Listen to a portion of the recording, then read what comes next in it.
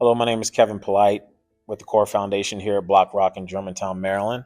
I am with, Jevonte Bonner.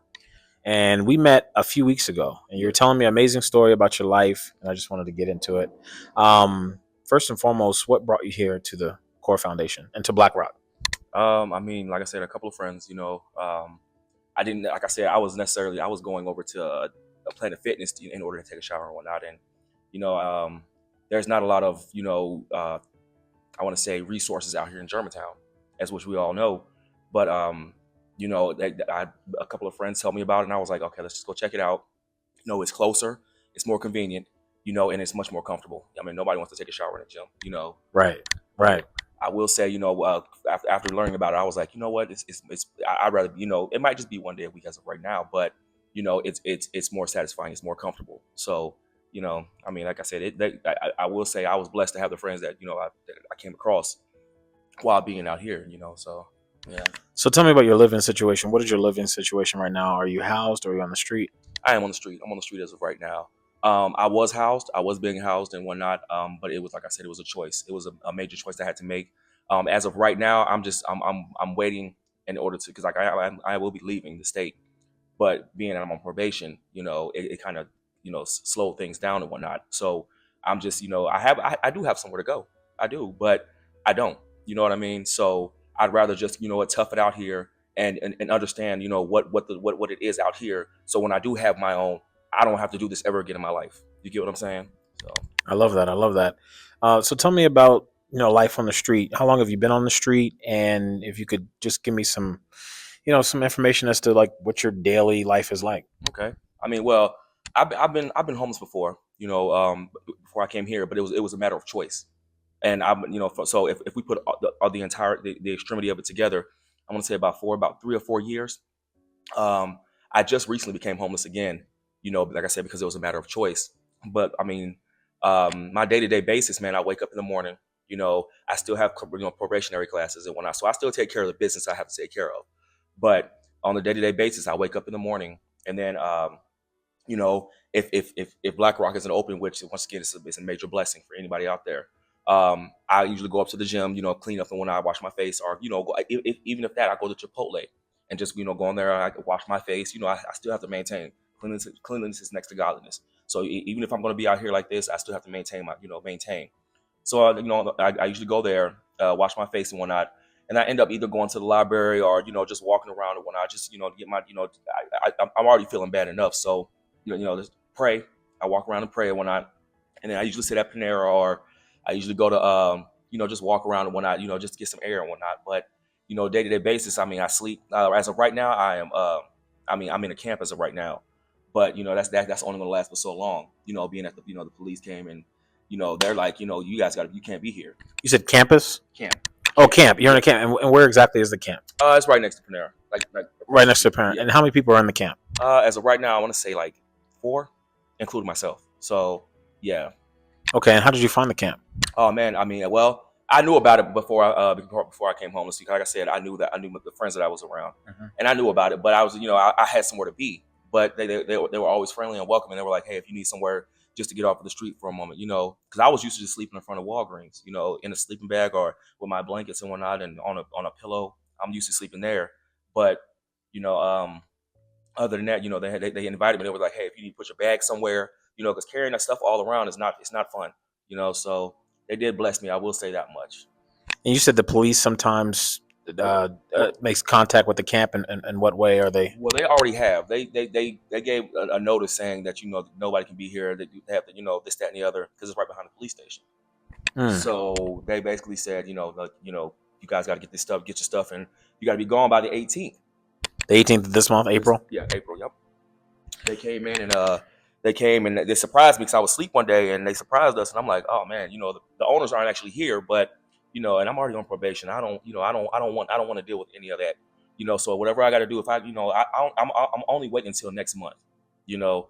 But other than that, I still got to tough it out. So that was a blessing right there. But like I said, Germantown is Germantown. Sometimes people don't really they don't see it like us because they've never been there, Now, what's interesting is so where you're sleeping in this camp, it's on someone's private property, or Well, it's on Montgomery County property, but so is Panera, and so Okay. so, so is Beers and Cheers. It's on Montgomery County property. Okay, right. It's on Montgomery County property. Yeah. And the police asked you to move by the 18th, you said, right?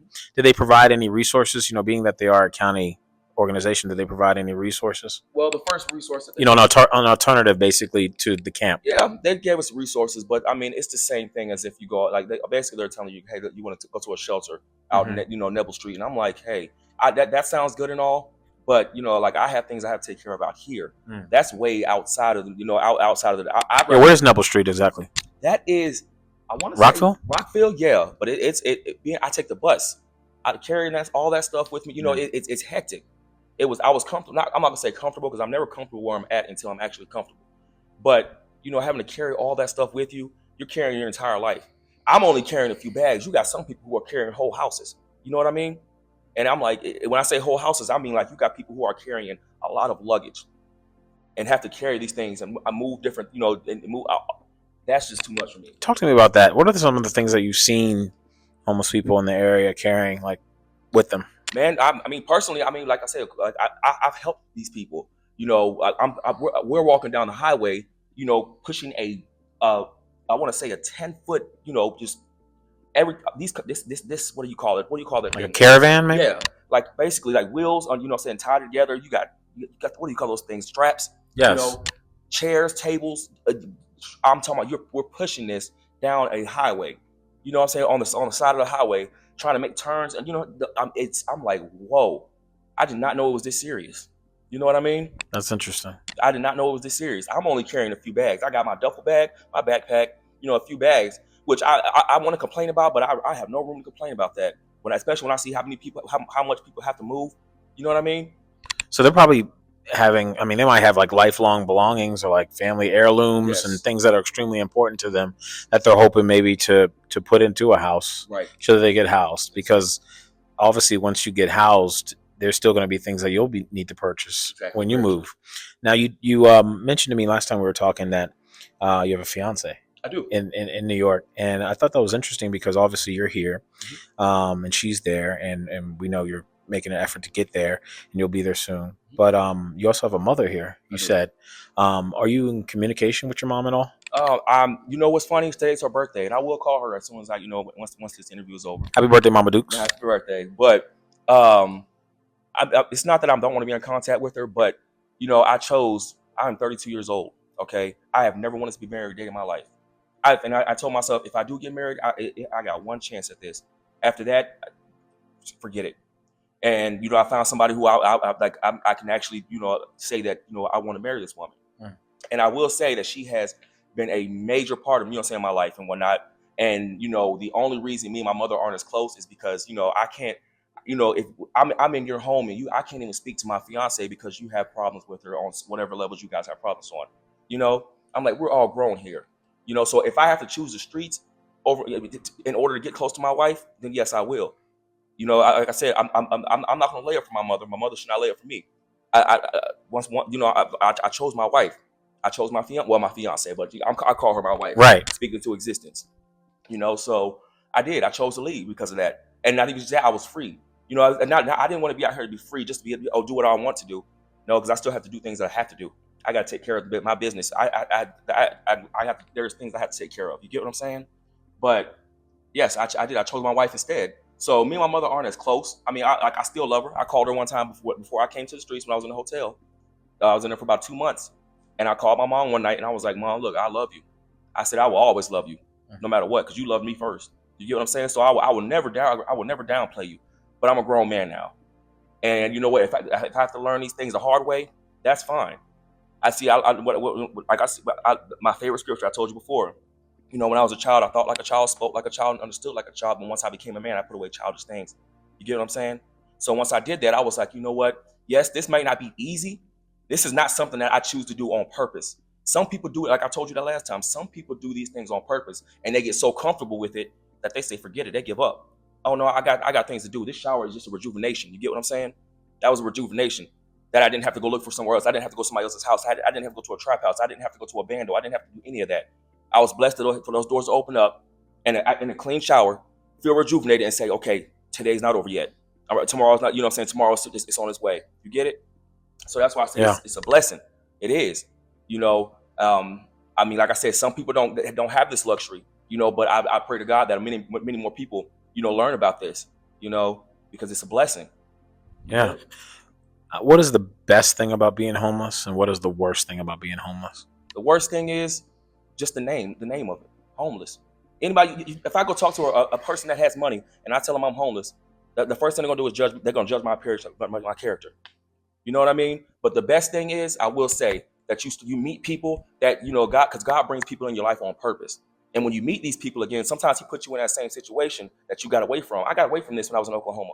I came here and I got away from it, but I'm back in the situation again because He said I'm testing your character to see where you actually are at mentally, physically, emotionally, spiritually. Now it might not be financially. He said I get you there sooner or later, but you're not. Right now you're not ready for that. But the best part about it is you meet people who come into your life, and there'll be a word that they say to you that'll be like, "Whoa, I needed to hear that from somebody that I had no idea I was going to hear from." You know, the worst part is just knowing that you know, just hearing the fact that you're homeless. You say that to a regular, saying it to you all, it's a different story because it's like you know what you understand, but you say it to a regular person out there, they're just looking at you like you're funny. You know, not realizing like, hey, I'm like my mental is not homeless. My physical is. You get what I'm saying? Wow. Yeah.